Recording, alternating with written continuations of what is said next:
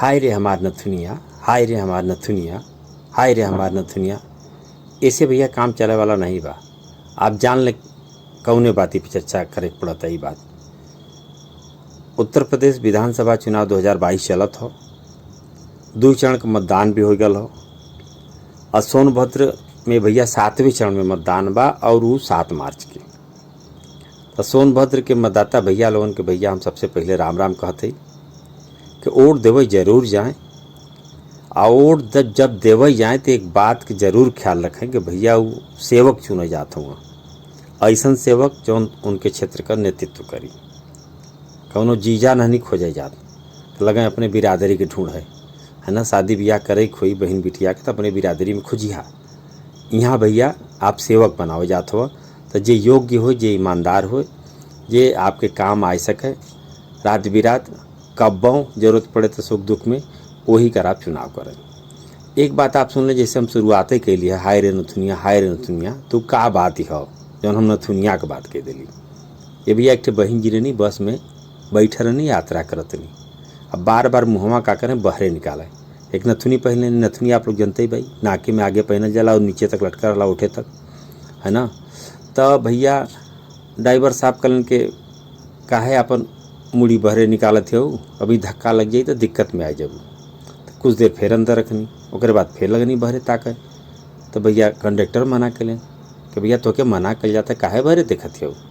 थोड़ा देर फिर शांत रहनी, फिर लगनी बहरे मुड़ी निकाले। तो एक दो लोग अगल बगल वाले भी मना करें, बहन जी तो के मना कर जाता काहे मुड़ी बहरे निकालत थी। डॉक्टर साहब गाड़ी चल रही है कि मुड़ी निकालबू तो हर मुड़ी देखिए, मुड़ी बची है कैसे चल रही है। तो हर शरीर है तो के अंदर रखा, अभी दिक्कत हो जाई। फिर भैया थोड़ा देर तो अंदर फिर लगनी मुड़ी बहरे निकाले। ये भैया अब पुल पर से दूसरी तरफ से गाड़ी आवत रहल ट्रक और मार दिले से धक्का, उनकर नकिए कटाए गए। अब नाक कटाए गई तो तराए के लगल खून बहे। बस वाले भी परेशान हो गए, अरे अरे अरे अरे इनके तो बड़ा कष्ट होगा। फिर कुछ लोग कहता हूँ कि इनके कहल जाता रहा कि बहरे मत देखा, बहरे मत देखा, लेकिन नहीं तो मनते ही नहीं भाई, तो कोई क्या करी। तो देखा भैया इनका इलाज उपचार कराओ, कहीं डॉक्टर साहब के यहाँ ले चला। सब कोई सब भैया करते बा, सब परेशान है करे बीच भैया जेकरे नाकी में चोट लगल बा, वो कहता हाय रे नथुनिया, हाय रे नथुनिया, हाय रे नथुनिया। तब भैया देखा ये माता बहन लोग हैं, ये लक्ष्मी कहल जानी, इनकर नाक कटाई गई ओकर इनके ढेर चिंता नहीं बा, लेकिन नथुनिया गिर गई हेराई गल एकर इनके ढेर चिंता बा। तो सोनभद्र के भैया मतदाता भाई बहन के हम एक बात कहब कि ऐसा कोनो काम मत कर कि नकियो कटाई जाओ नथुनियो हेराई जाए, है ना। इसमें यही चला था, लोग 5 साल तक लुटलें खसटलें। अब हम लोगों के बीच में आई गल हुआ कि कैसो इनसे वोट लेला, गोड़ धरिए, मूड़ी पटक दिए तोरे गोड़े पर, हाथ जोड़िए, माफ़ी मंगिए, तरह तरह के रूप देखें हैं। वो सोच के चलल हुई है कि कैसो इनके ठगा। एक बार ठगला फिर 5 साल मज़ा मारा। तो भैया ये खूब अच्छी तरह से देख ला, ठोक बजाइला। गर्मी के दिन में जब आप लोग बाजारी में जाला खरीदे खातिर गगरी, गांव में तो मान ला मिली जाले कहीं न कहीं से आप लोग पहुँचाए देना, लेकिन शहर में जे भैया खरीदे जाला ना तो का कहला गगरियों भी ठोक कर देखला कि ठीक ठाक बा कि नहीं। तो भैया आप सेवक चुने जात हुआ, अपने क्षेत्र का नेता चुने जात हुआ, जे क्षेत्र का विकास करी, आपके सुख दुख में शामिल हुई। तो आप ये बाती का बहुत ज़रूर ख्याल रखें कि कैसन बा। और यह देखें कि सेवक आप चुने जात हुआ, दामाद या बहनोई नहीं बनावे जात का अपने बिरादरी के लगा खोजे, हमारे बिरादरी के रहते हम वही को वोट दे। कुछ चीज़ बता दें जे गुंडा बा। देखा भैया चुनाव में आवला तो बिरादरीवाद का नारा लगावला कि हम तोहरे बिरादरी की तू हमारे को वोट दे दा। उससे कुछो मतलब नहीं बा, ओकर केवल एक बिरादरी बा कि गुंडा बा, बदमाश बा, भ्रष्टाचारी बा। और जे भी भैया बिरादरीवाद का नारा लगावला तो पक्का ही जान ला कि उस क्षेत्र से ओकर कौनो मतलब नहीं बा, केवल वो आपका वोट लेवे आल बा, लूटे आल बा वोटवा। और वो वोटवा के बदौलत फिर अपन धंधा करी, 3-5 करी, लूट लपेट का काम करी। ये चीज़ के ढेर ध्यान रखे के पड़ी। ये मामले में हम देख ले भैया कि बल्कि यही बगल में हम लोगों का महानगर बा बनारस, वहाँ के लोग बहुत ही समझदार हुआ, है ना। कोई बात भूल जाना कि का हो, वो देखा न कि योग्य बा, ओके जिताए दा जौने से क्षेत्र का विकास हो। तो भैया हम सोनभद्र के लोगन के देखा, बहुत लोग सोनभद्र वाले का कहना दक्षिणहा हो, एकदम गलत नहीं कहता हूँ। दक्षिणहा का मतलब ऐसा नहीं बा कि हमरे दक्षिण कोई है ही नहीं बा, लेकिन दक्षिणहा के जौन भाव उनके मन से निकलला उहे निकलला कि एकदम ही कौनो काम का नहीं वहाँ सब यहाँ के कोनो चीज़ समझ में नहीं आवा। 70-75 साल आज़ादी खो गल, अब ही भी दुख दर्द में लोग फसल हुआ। यहाँ का माल चल जाता लखनऊ दिल्ली चल जाए, यहाँ के लोग टकटकात रहते हैं, उनके मिलते नहीं हो। चाहे गिट्टी हो, चाहे बालू हो, चाहे कोयला हो, चाहे एल्युमिनियम हो, चाहे बिजली हो, चाहे पानी हो, चाहे हवा हो, कुछ हो भैया, हर चीज़ मालूम होता है कि जब प्रदेश बटल उत्तर प्रदेश ना, तो सबसे ज़्यादा जंगल सोनभद्र में बा, ऑक्सीजनों यही से ज़्यादा। आप ही मत समझा कि लोग अपने पेड़ के बदौलत जिंदा हुआ। यहाँ के लोगों के का दशा बा, सूखल लकड़ी में लोग पकड़ ली हैं, हरियर लकड़ी काट काट खूब जा दिया। खूब गजब का कहानी बा। एक बात और हम बता दें आपके कि आप सेवक चुने जाते हो, एक ख्याल रखिए। और जे भी बिरादरी का नारा लगाई वो आप जान ला कि वो केवल वोट लेवे आल बा, ओकरे बाद वो वोट आपका लेकर फिर अपन धंधा पानी करी, उल्टा सीधा काम करी। ऐसे ओके कौनो मतलब नहीं बा कि क्षेत्र के विकास होता कि नहीं होता, लोगन का जीवन रहन सहन ठीक बा कि नहीं, लोगन का दिक्कत परेशानी दूर होती है कि नहीं, ऐसे कौनो मतलब नहीं बा। एक बात और हम आप लोगों से बता दें कि पैसा लेकर वोट कबो न देवे चाहिए। ये नियम भी है और सिद्धांत में भी एक पालन करे चाहिए। लेकिन एक बात बताई, ये बात वहाँ के लोगन खातिर ज़्यादा लागू होला जहाँ के लोग संपन्न हुआ। जैसे भैया नोएडा रखला, कौन कमी बा वहाँ, वही क्षेत्र के विधानसभा में अपने मन के कुल रुपया पैसा वाले हुआ, वहाँ दिक्कत नहीं बा। सोनभद्र में स्थिति का बा कि एक एक टाइम का भोजन के जुगाड़ कल जाता कि कहाँ से व्यवस्था हुई, कैसे व्यवस्था हुई, और अपन गम मिटावे खातिर लोग महुआ के दारू के लपेट में फसल हुआ। मस्त रही वहीं में पी कर। हालांकि दारू पियब एकदम खराब चीज़ है, बर्बादी हो।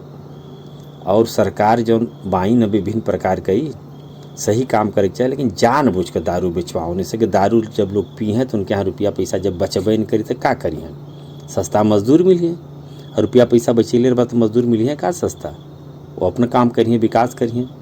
तो एकरे में एक बात बताई जौन असली बात बा कि रुपया पैसा लोग लेके क्षेत्र में खूब आई हैं, जेके लूटे के बाद क्षेत्र के। तो भैया एक तो पैसा आप मत लें, पैसा ली हैं तो जानने का अनर्थ है हुई। लेकिन भैया लोग मनिए ना लेवे से, हम वो विषय में बात कर चाहते ही। नियम तो यह हो कि पैसा आप मत लें। हम आपसे गुजारिश यही कर विनती करब कि पैसा लेकर आप वोट न दें। दूसर की जौन बात बा व्यवहारिक बात भैया, हमरे कहले से भी जे परेशान हो, जे हलकान हो, जेके रुपया पैसा की जरूरत हो, मनबे न करी, लेबे करी। एक घटना बताई, कई साल पहले की बात है।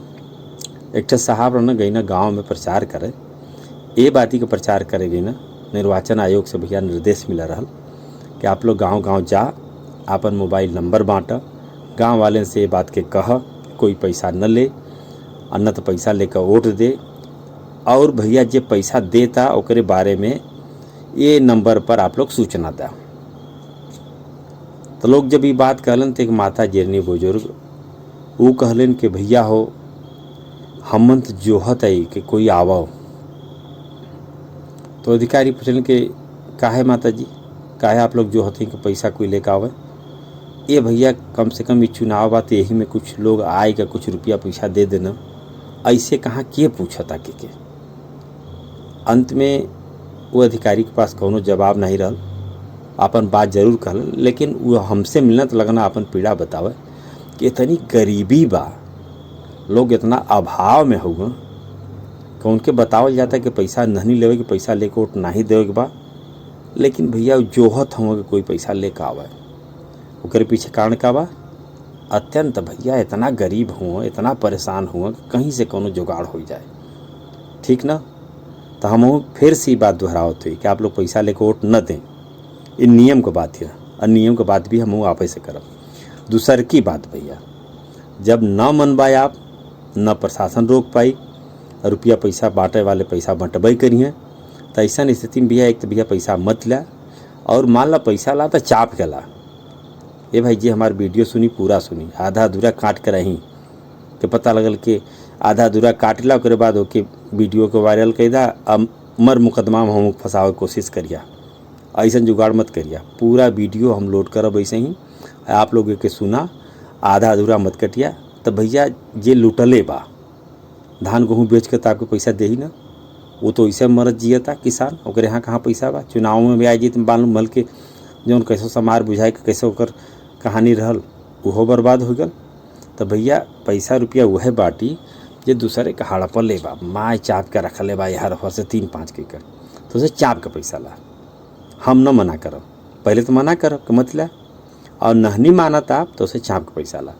लेकिन एक बात का ख्याल रखा कि जब वोट देवे जा तो ये बात का ख्याल रखा कि के आपके सुख दुख में आधी रात के खड़ा हुई, वही को वोट दिया, भले पैसा कौनों से ले रहिया, के आपका क्षेत्र के विकास करी, वही को वोट दिया। ये नहीं कि जे पैसवा जिसे ले हुआ वही के होकर पैसा खींच ला चौचक लुटले न बा।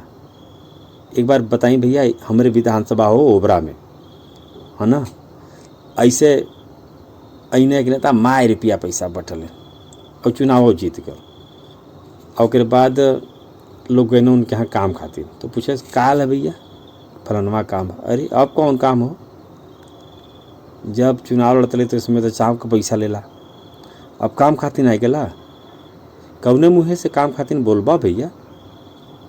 और कोई का केलन कि फिर ए एरिया से दूसरे एरिया में चल गए ना जीत पे ना, फिर लोगों के मालूम हो गल कि गुरु ऐसे कराना।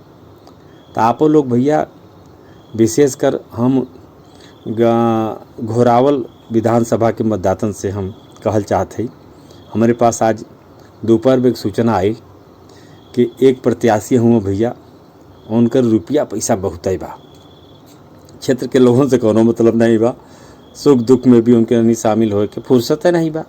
जीत जी हैं फिर यहाँ से निकल जी हैं, फिर कत्तों दूसरे जगह पर खोजले न मिली हैं, फ़ोन मिले बा तो फ़ोने ना उठी, तो पैसा बांटे की तैयारी वहर से हो दिया है ना। विशेषकर भैया वो गाँव का लिस्ट सूची बनल बा जहाँ रुपया पैसा दे दी हैं, तनी मनी नहीं, मजे के मजे। और वो लोगों के ये जिम्मेदारी दे दिली कि तू अपने आसपास अपने गांव का, अपने लोगन में, अपने बिरादरी के उठ हमरे के दिवा दिया, ठीक ना। ये चलत यह योजना आज हमारे पास दोपहर में सूचना आई हो। तो भैया हम आप लोगों से ये गुजारिश करब है ना, और विधानसभा का तो हम बात करब फिर, लेकिन घोरावल विधानसभा के क्षेत्र के लोगों से भी बात करब कि जे करे कि ई दम बबा हम रुपया पैसा बांट कर वोट अपने फेवर में कैले। तो भैया ये दम्भ के तो आप लोग तोड़ दिया, एक तो पैसा मत लिया, और नहनी मन मानत तो पैसा चाप कर लिया है ना, ताकि ओके खलियाए दा बढ़िया से, और उसके बाद वोट ओके मत दिया। कारण कि वोट देबा तो फिर खोजे लगबा ना मिली। और एक बात बताई, जेकर खैले रहबा ना तो उसे जाके फिर काम न कराई पैबा। कबो ही सोचला कि देश कितना आगे बढ़कर घोरावल विधानसभा अभी इतना पीछे काहे हो। पिछली बार कैसो कोशिश भइल तो कुछ ऐसा लहर वहर चलत रहल कि जे ठीक रहल वह हार गल। तो समय के सुतार होला भैया कौनो चीज़ का। और फिर भैया जे हारला ओके भी बात के समीक्षा करे के चाहिए, हम काहे हार गेली, जौन कमी हो ओके दूर करे के चाहिए। जनता के ये बात का ख्याल रखे के चाहिए। कबो आप लोग सोचला सोनभद्र का गिट्टी बालू, सोनभद्र का बिजली, सोनभद्र का कोयला, सोनभद्र का एल्युमिनियम, सोनभद्र का न जाने कौन कौन खनिज पदार्थ भैया, पानी भी यहाँ से चल जाता। और यहाँ की दशा का बा, दूसर ले जाता हूँ, मज़ा मारत हूँ, उनकर विकास होता। यहाँ वाले का देखत हूँ, टुकुर टुकुर देखत हूँ, केवल देखते रहिए। घोरावल के बाजार आज के बाजार नहीं हो, या आज़ादी के पहले का हो, लेकिन का विकास भल का होकर का नहीं विकास भल का भैया। केवल ये एरिया कुल माल ही चाहिए, दूसरे एरिया में यहाँ वाले ऐसे टकटकाते रही हैं। कोलिया घाट का दशा देखला है ना, का भैया यहाँ के लोग आदमी नहीं हुआ गा, हवा। तो ए से भैया कुछ ऐसन चीज़ हो और जे प्रयास करत हो पुल पुलिया के निर्माण करौले, जे स्कूल खोलौले, विद्यालय बनवैले, जे भैया विभिन्न प्रकार का ये सब स्टेशन वगैरह लगवैले, जे आपके विकास कैले, ओके आप ध्यान दी।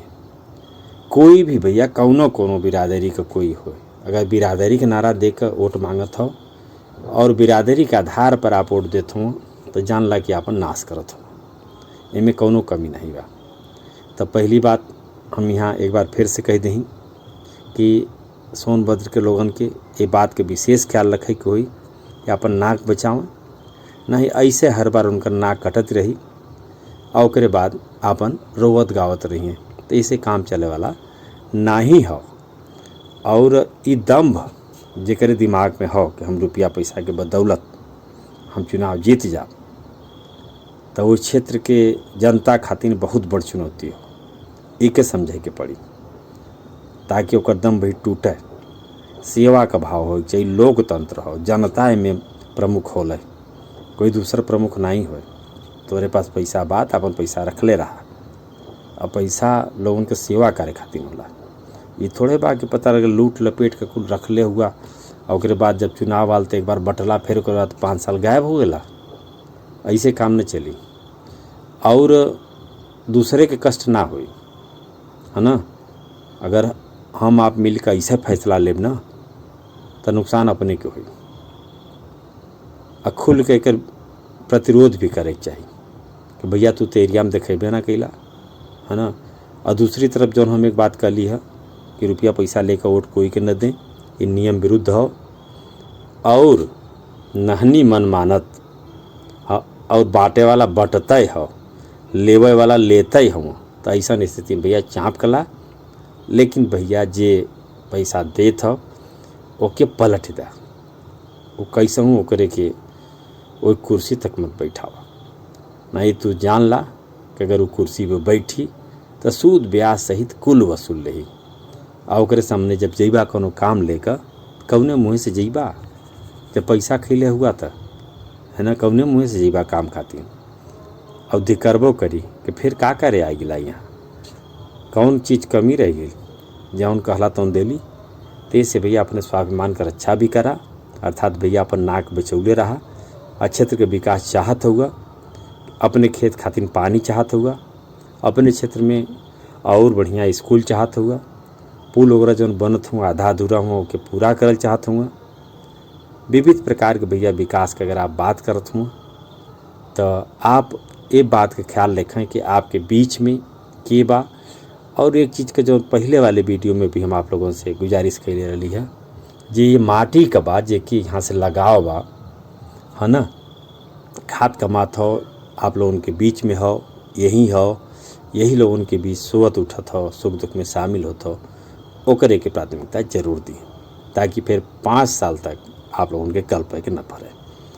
जय हिंद भैया, आज बस इतना ही।